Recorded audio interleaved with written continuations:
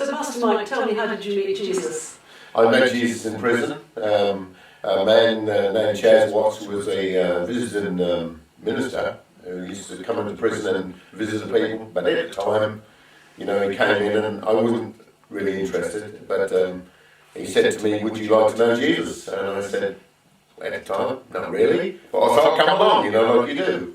And we sat in a cell with him and he said, "Would you like to feel the power of the Holy Spirit tonight?" And again, I was a bit scared and all right. And he prayed, and me being an unbeliever, he prayed and the Holy Spirit came. I'd never experienced it before, but as a man who robbed posters most of his life and banks and things, it scared me because my hair stood up and I felt different. And that was the first change as a man. That was the first change coming from being the big man who robbed everything to being a man who was afraid. I started to fear the Holy Spirit, and he prayed for me, and I was a bit sceptical for weeks afterwards, and he came again, and we became good friends, me and this brother, and over the years he kept in contact with me, and then I think it was David who came to me and said, "Would you like to come to church?" I'm sure it was David, first of all, at Wellsprings at South Hall, and I said, "All right." And I was still a bit sceptical, I'd known about the Holy Spirit. I knew that there was a power there, but I couldn't explain it because I wasn't born again properly. But I went to the church one day and there was preaching going on. I sat right at the back with some brothers and sisters, and the pastor kept looking at me. And I felt as if he was trying to pick on me, when you sat back at church, you try and hide, you think, "I'm a bit embarrassed, I don't really know what's going on." And they were all holding their hands up, praising the Lord. And I thought, "What's going on here? What are they doing? Who are they waving at?" I was looking, and I thought, "They're all nutters." I really wanted to know. And then I got there, and the pastor looked at me and come over and chat. And I thought no more of it. Then the second week I went there, my life changed. And the pastor said, "Is there anyone here who doesn't know Jesus?"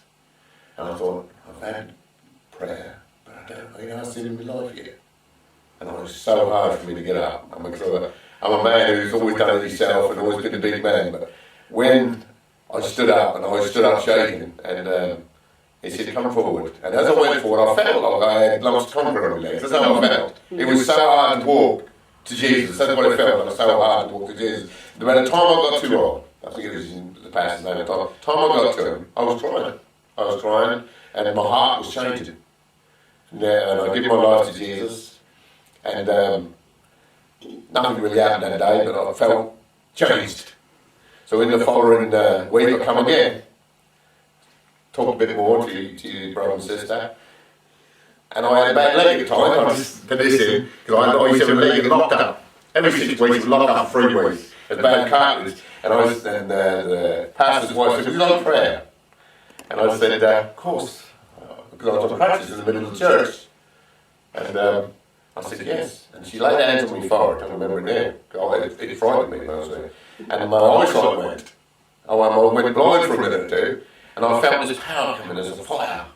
And I felt my leg burning.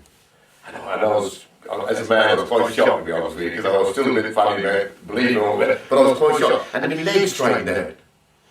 And that just caused me to cry. I was picking the crutches up and it was gone. It unlocked in the church. And that was it. That was it for me. I knew what God could do, and I knew there was nothing He couldn't do. I knew it. Praise the Lord.